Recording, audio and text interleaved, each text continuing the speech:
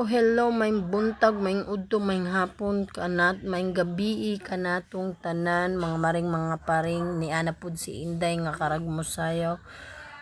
Karong adlaw ning uli mi ana kauban ako akong manghod pa conception mino kana akong manghod mo na nabunso na namo siya. So karon ra na ingan ni og kanang Angeles nang apply siya og trabaho no kay graduate naman siya og high school. So ay kito 12 na di ay sila no, so nang apply na siya og trabaho. So kata grabe king trapika ato nga unang pagkuan namo no. So ay gani ngan hinabanda dili na kayo traffic na kusog-kusog na ang dagan diha kay na nakalingkawas ang adto didto ra jud ang pinaka traffic ambot nga traffic man pod nga wala man untay klase. So hapit na mi diha naabot sa Concepcion palengke no.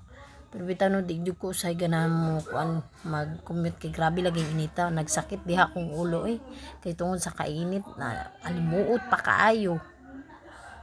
Na di ko usahay ganahan pero wala jud ko choice kay nauna na maguli akong bana no. Dili man sa ingon di pug ko usahay ganahan kaso lang gid init lagi kaayo, nagsakit akong ulo, naglabad.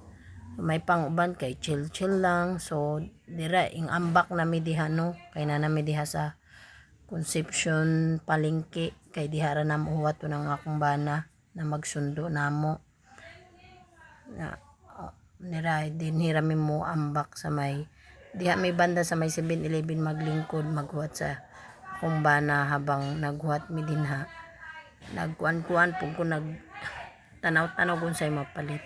So dinhi na mi sa may tuda naglingkod sa amin dinhi habang nagusaba. So diri na lang kutob guys. Salamat sa iyong pagtan-aw. Bye bye. God bless. Thank you.